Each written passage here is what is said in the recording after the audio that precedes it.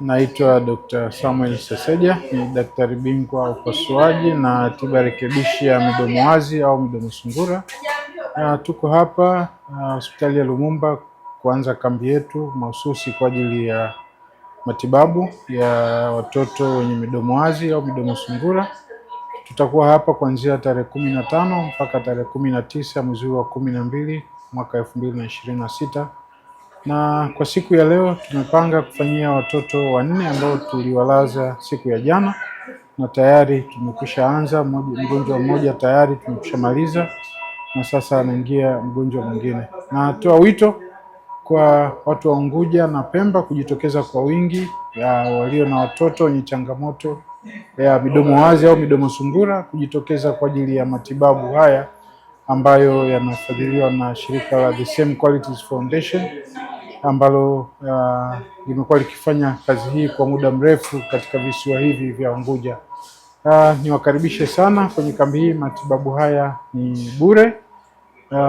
Lengo la matibabu haya ni kurejesha tabasamu kwa watoto ambao wamezaliwa na changamoto ya midomo wazi, ambao kimsingi imekuwa ikileta unyanyapaa kwa ndugu, majirani na hata wazazi. Saa nyingine wanawaficha watoto kwa kuogopa kuwaweka wazi kwa sababu ya changamoto walizozaliwa nayo.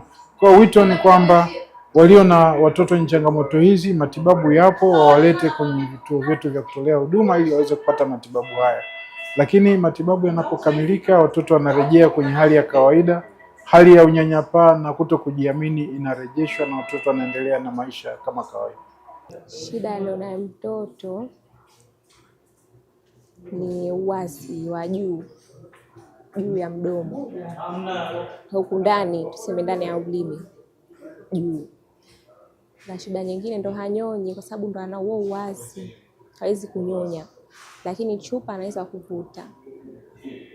Akinyonya, yani akinyonya unataka, kuna style ya kumweka, sio kama unamweka tu, yani kumlaza kama hivi alafu kamnyonyesha. Ukimweka kama hivi alafu kamnyonyesha, vinatoka puani. Kwa kama unataka kumnyonyesha, umnyanyue hivi kidogo. Unamnyanyua kama hivi alafu ndo unamnyonyesha. Na akimaliza kula vile, hatakiwi yalale, unamweka hapa begani.